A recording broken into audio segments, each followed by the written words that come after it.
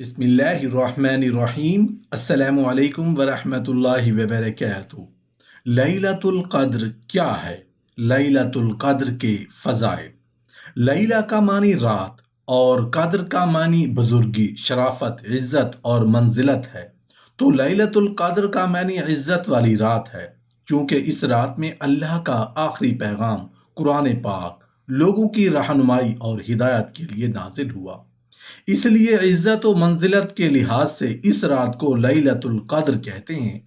इसलिए भी इस रात का नाम लैलतुल क़द्र है कि इस रात की इबादत और रियाजत की अल्लाह ताला के यहाँ बड़ी कदर है।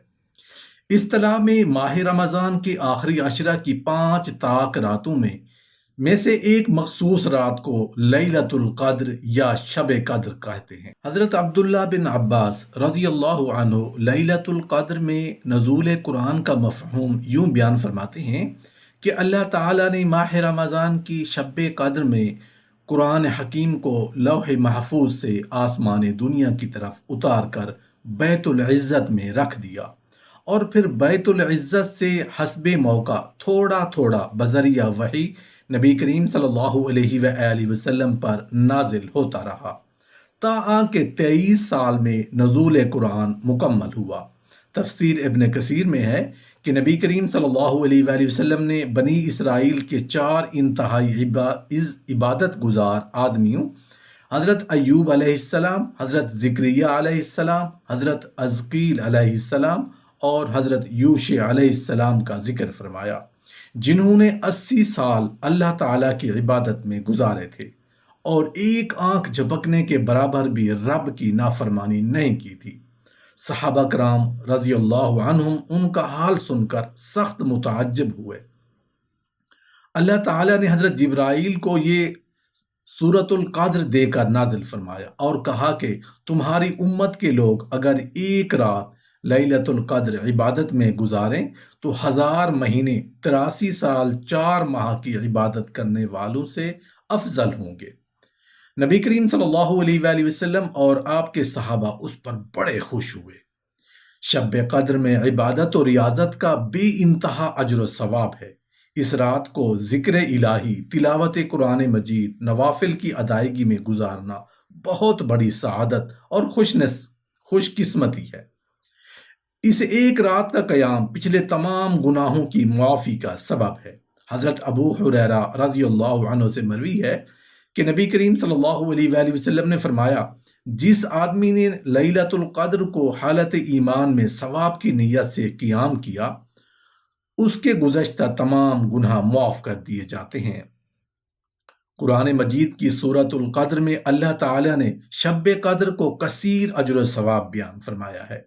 इसी तरह रसूल मुकर्रम सल्लल्लाहु अलैहि वसल्लम ने लैलतुल क़द्र की अज़मत का जिक्र बयान इन अल्फाज में फरमाया।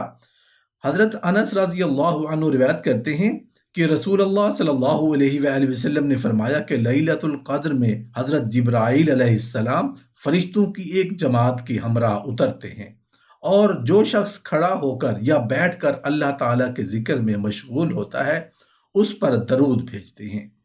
लैलतुल क़द्र अपनी तमाम तर अज़मतों और फजीलतों के साथ हर साल रमज़ानुल मुबारक के आखिरी अशरा की ताक रातों में आती है और नबी करीम सल्लल्लाहु अलैहि वसल्लम ने उन ताक रातों में शब कद्र ढूंढने का हुक्म फरमाया है। उम्मुल मोमिनीन हज़रत आयशा रज़ियल्लाहु अन्हा से रिवायत है, रसूलुल्लाह सल्लल्लाहु अलैहि वसल्लम ने फरमाया कि रमज़ान के आखिरी अशरे की ताक रातों में लैलतुल क़द्र तलाश करो, यानी रमज़ानुल मुबारक की 21, 23वीं, 25वीं और 27वीं और 29वीं रातों में से किसी एक रात को लैलतुल क़द्र का शर्फ नसीब होता है। इसलिए इन 5 ताक रातों को बिलखसूस इबादत और रियाजत और नवाफिल व तलावत में गुजारना चाहिए। रमज़ानुल मुबारक के आखिरी अशरा की 5 ताक रातों में से किसी एक रात को लैलतुल क़द्र मुतय्यन नहीं किया जा सकता, क्योंकि लैलतुल क़द्र उन 5 रातों में फिर फिर कर आती है, कभी 21वीं, कभी 23वीं, कभी 25वीं, किसी साल 27वीं और किसी साल 29वीं रात लैलतुल क़द्र का शर्फ हासिल करती है। ان راتوں میں سے جس پر اللہ تعالیٰ لیلۃ القدر کا حکم لگا دے وہ 1000 مہینوں سے بہتر کا مصداق بن جاتی ہے۔ لہذا یہ 5ویں راتیں قیام اور عبادت میں گزارنی چاہیے۔ حدیث شریف میں ہے کہ نبی کریم صلی اللہ علیہ وآلہ وسلم کے زمانہ میں 1 سال شب قدر کا مرتبہ عظیم رمضان کی 23ویں رات کو نصیب ہوا۔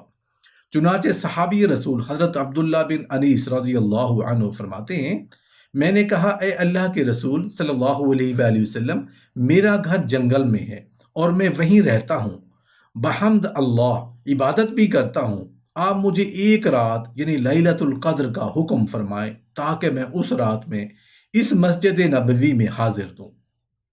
آپ نے فرمایا 23ویں رات میں آ جانا۔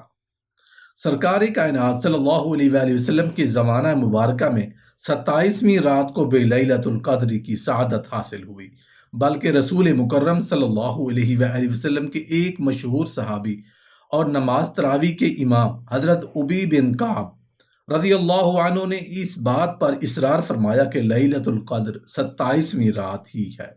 چنانچہ حضرت زر بن جبیش کہتے ہیں، میں نے ابی بن کعب سے سوال کیا، تمہارے بھائی ابن مسعود رضی اللہ عنہ تو کہتے ہیں جو سال بھر برابر جاگے وہی شب قدر پائے گا، تو انہوں نے کہا اللہ ان پر رحمت فرمائے، ان کا ارادہ تھا کہ لوگ بھروسہ نہ کر لیں، حالانکہ وہ خوب جانتے ہیں کہ شب قدر رمضان میں ہے اور اس کے آخری عشرہ میں اور 27ویں رات ہے۔ پھر ابی بن کعب نے اس پر قسم اٹھائی اور انشاءاللہ بھی نہ کہا، شب قدر 27ویں رات ہی ہے۔ میں نے ان سے کہا کہ تم کیوں یہ دعویٰ کرتے ہو؟ انہوں نے کہا کہ ایک نشانی یا علامت کی وجہ سے جس کی خبر ہمیں رسول اللہ صلی اللہ علیہ وآلہ وسلم نے دی ہے وہ یہ ہے کہ اس رات کی صبح کو جب سورج طلوع ہوتا ہے تو اس میں شعاعیں نہیں ہوتی۔ حضرت ابی بن کعب رضی اللہ عنہ نے نبی کریم صلی اللہ علیہ وآلہ وسلم کی بتائی ہوئی علامات سے تعین کر لیا کہ شب قدر 27ویں رات ہی ہے۔ جس سال حضرت ابی بن کعب نے تعین فرمایا اس سال لیلۃ القدر 27ویں رات کو ہی ہوئی ہوگی۔ رمضان المبارک کے آخری عشرہ میں لیلۃ القدر کی برکات حاصل کرنے کے لیے عام دنوں کی نسبت زیادہ عبادت کرنا نبی کریم صلی اللہ علیہ وآلہ وسلم کی سنت ہے۔ ام المومنین حضرت عائشہ رضی اللہ عنہ فرماتی ہیں، رسول اللہ صلی اللہ علیہ وآلہ وسلم رمضان کی آخری عشرہ میں باقی دنوں کی نسبت عبادت میں بہت زیادہ کوشش فرماتے تھے۔ نبی کریم صلی اللہ علیہ وآلہ وسلم رمضان المبارک کے آخری عشرہ میں خود بھی کثرت سے عبادت کرتے اور اپنے اہل و عیال کو عبادت کے لیے خصوصی ترغیب دیتے تھے۔